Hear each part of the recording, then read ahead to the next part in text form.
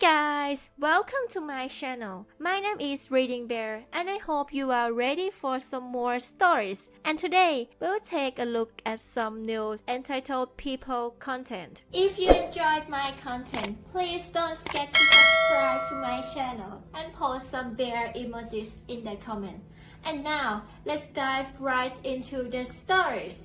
The first story is titled, Jealous Mother-in-Law Burned Down Our House to Kill Us, Claims Being Gay is a Sin. Let me just start by saying that I am a gay man who is happily married. I think that in today's society, we have made a positive push towards LGBTQ rights and acceptance. However, we still have a lot more to go, especially with some of the older generations, no disrespect. So, if you have not guessed already, my husband's Mill is an absolute a-hole. She is very verbally aggressive, and she always has something bad to say. And of course, she always had to express her disappointment in her son for marrying a man. She obviously was not nice about it either, but most of the time we were able to ignore her because she was always bite and no talk. She was like one of those Karen customers who say they are going to call corporate or something but never does. I would also like to say that this does not mean her verbal abuse was okay at all. I told my husband countless times that I would support him if he wanted to cut ties with her. My husband is a really sweet man, and unfortunately, he felt bad cutting ties off with the person who brought him on this earth. However, that all changed one night. See, my husband and I were very heavy sleepers. Thank God we had adopted a dog together shortly after we had been married. During this time, we had been married about 1.5 years, and his mother was finally coming to terms that her son was actually gay and going to spend the rest of his life with a man. She always wanted him to marry a woman, but of course that is not who my husband was. Anyways, we could sleep through anything. And we almost slept through a fire. Yep, that is right, we slept through a house fire. Our dog had started barking at the foot of our bed at about 1 in the morning. As we woke up, we immediately started coughing because the room was filled with smoke. I used to volunteer firefighting in my 20s, and immediately I realized that our best bet was to just escape through the window. So, both my husband and I slipped on some house shoes, grabbed our 60-pound dogs, and had to escape throughout the window. A neighbor had called 911, and one of the firefighters on scene was actually someone that I used to volunteer with. I never thought I would be in that situation. And I never thought it would be my Mill who started the fire. And she even admitted it, like it was no big deal. Obviously, authorities were called, and an investigation was launched. Although, there was not much of an investigation because Mill straight up admitted and told the police officers that she was disgusted in herself for bringing in a deformed man into this world, and that she would rather have no son than a gay son.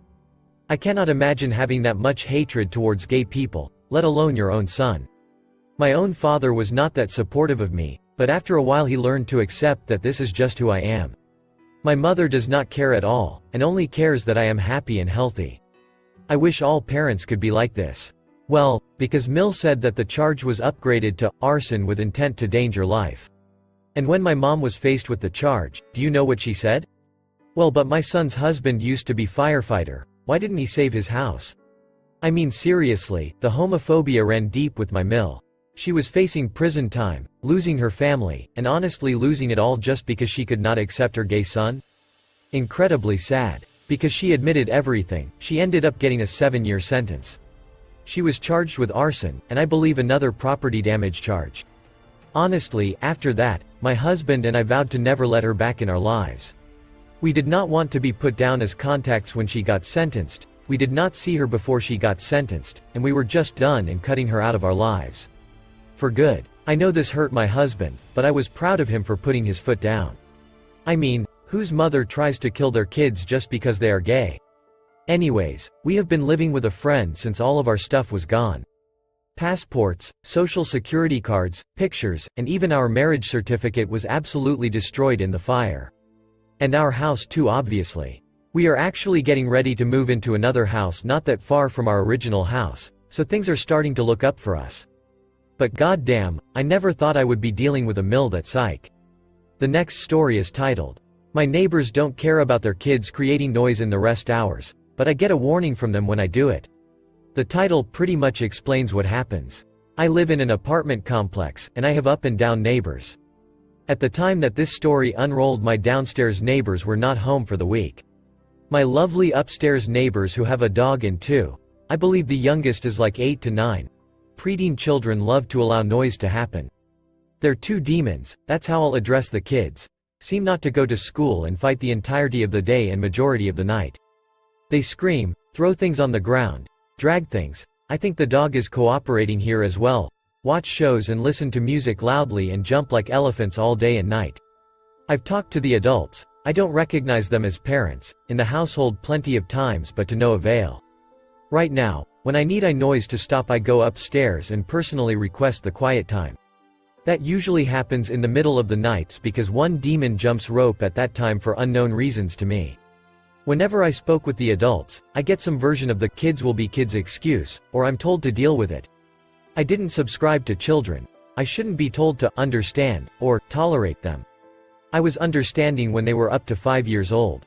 From there children should be under control. I'm saying this only in the context of apartment complex. Otherwise, I'm much more tolerant towards loud children due to the ability to remove myself from the overstimulating situation if needed. At home I can't do that. I work from home, and I can't go sleep somewhere else. When I got my puppy a year ago there was 2 weeks adjustment period when she whined the majority of the night. I got harassed by my upstairs neighbor for that period leading to that period extend. My trainer told me that puppies will whine for about 7 to 10 days but because my neighbors clanked the heating pipes and were making noise that period got extended over 2 weeks. At one point I started receiving warnings that they will call the police on me if I don't make the puppy, which was under 2 months old, quiet. They refused to keep it quiet for 5-ish days in a row so we can establish a sleeping schedule with the puppy. Before I get told that I should have told them what they need to do, I did. I went and warned 2 floors up and down that I'll get a puppy and the first 10 days we need to establish sleeping schedule and I would appreciate if they keep it quiet despite the night whines. I got earplugs for the people that requested them so I can be as much accommodating as I can in this really annoying period. I'm still really frustrated with their entitlement. The demons haven't stopped making noise in the quiet hours. My dog now year and 4 months has settled down. But they keep making remarks every time there's a bit more noise, like vacuuming or late-night washer going, coming from my apartment. That includes when I tell off my dog for something she shouldn't do. The next story is titled, Fat Shame Me? Shame on you. Hey all, it's your friendly neighborhood drive-through man again, keeping the citizens of Mendes vindicated. This is a rare internal issue. I will start by saying I'm not proud of the way I acted toward a coworker, and won't put this on RAITA for 2 reasons. One is that I already know I'm an a-hole, and have publicly attested to this low-stakes fact multiple times.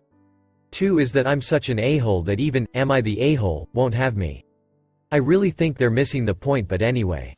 It still makes for some mighty fine malicious compliance. I'm taking orders, minding my own business when the grill guy, let's call him, Kevin, starts getting himself riled up. He does this a lot. He skips around mumbling to himself instead of telling his boss, which is also his scooter partner and roommate, about the issue. So anyway this time he's mumbling as he goes by me, then picks up the volume surprisingly. Ayo, someone needs to stop his fat ass from putting full cups in the garbage. I immediately turn to him, along with everyone else who heard this BS excuse, and say, excuse me? Now there's trouble in River City. He then said, look everyone, he backpedals, needs to pour out the cups before they put them in the garbage. I'm tired of cleaning up fat people's fat ass mess. Wow. Thanks for doubling down man. Time for some MC. First off, this was not ever me. Any stray cups I pour out outside the window or in the drain. But this time? I'll pour the cup out before I throw it away. Every single order mess up or car that forgot their drink came to me, and I poured each one out first. In the very trash can he was complaining about cleaning.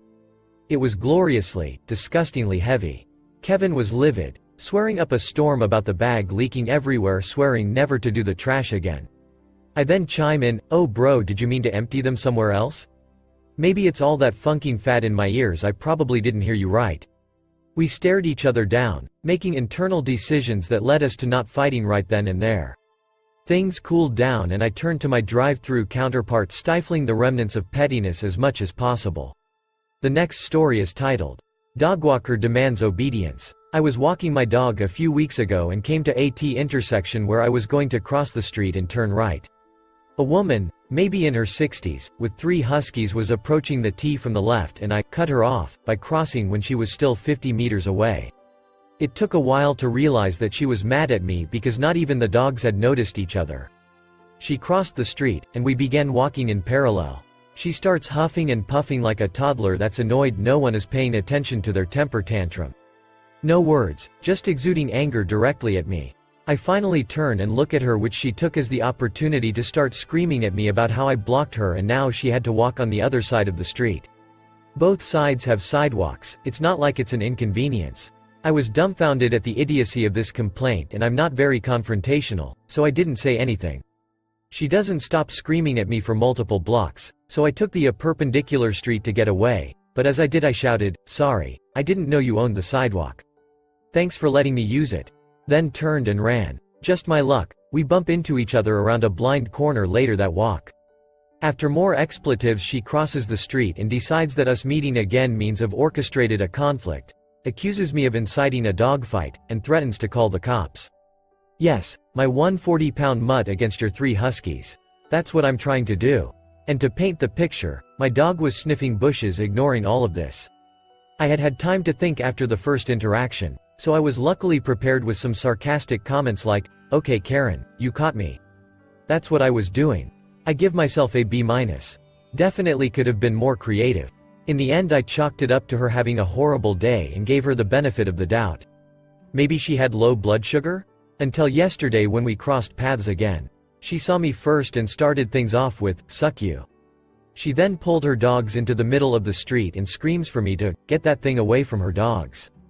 Unfortunately, I didn't have anything prepared and the best I could come up with was my congratulations that she owned the sidewalk with my deepest apologies for using it. If, when I run into her again, anyone got any ideas for what I can say? I've thought about trying to calmly rationalize the situation, hear her point of view, and try to genuinely make her realize how batshit insane she is, in a compassionate way. But I may have sullied the waters already and she and her dogs are so amped I don't know if anything I've said so far has even made it through her bubble of entitlement. The last story is titled, "My coworker yelled at me for responding to her." So, I'm currently working at a social club as a room attendant, housekeeper, but I also work in other cleaning jobs like public area and sometimes maintenance. I've been working at this place for nearly 4 months and it's the best job I've had. The bosses and other coworkers are nice for the most part, except for one person. This person, named A for privacy, is a housekeeper and has been around for about 7 years. She's a lot more older than me and she works very hard, but she does come off as being intimidating and rude sometimes. When I first started working, I got along well with A as well as another housekeeper, B. And I thought we would get along well as there were no problems. That was until this week. I worked on a Sunday and took 3 days off due to a chronic illness, and after coming back yesterday, I get berated for making a bed in an empty room. How this works is if there's no one arriving in a room that day, you can strip the linen, take dirty towels out, etc. But I really wanted to help these coworkers due to them being much older and will most likely not finish on time if the beds aren't made, so I made the beds for them. A then berates me for making the beds when I'm not supposed to. I didn't know at the time, and I simply apologized and moved on. Unfortunately, she had this rude attitude on her and anything that I did afterwards would irritate her. Example 1. She took the room keys off of me because they made noises. Cue the next part of this story that happened today. I had told B and I about one of the rooms that had been checked out. I simply responded with, "Oh, that's good. I saw the guests leave that room earlier." And this is how that conversation went. Can you just stop? Just because I say something, doesn't mean you need to respond. I only respond to her if I need to communicate something to them about the rooms. Me. I'm sorry? You don't need to say anything. Just shut up. Me. Okay, I'm so sorry. I then went out for a brief moment to cry a little since I'm not the best with handling confrontation. Then she yells more. I'm sorry if I had hurt your feelings. Sees my face being red, I can cry too, you know. I didn't say anything afterwards and I looked horrible to the point B and another coworker from another department, C, had to check up on me. I didn't talk even when I was asking questions. I just kept my mouth closed and went back to working. Once we finished, I went to collect my stuff and clock out. I didn't say bye to A or B, but I messaged B to let her know that I've clocked out. She was very understanding. But once I left 20 minutes later, C calls me and told me that apparently, I needed to come back to help A and B. I told him that I wasn't near my work, and he covered for me since he knew about my situation. My boss doesn't know about this situation, but I'll be talking to him about this tomorrow as I'm angry and confused about this whole thing that had just happened.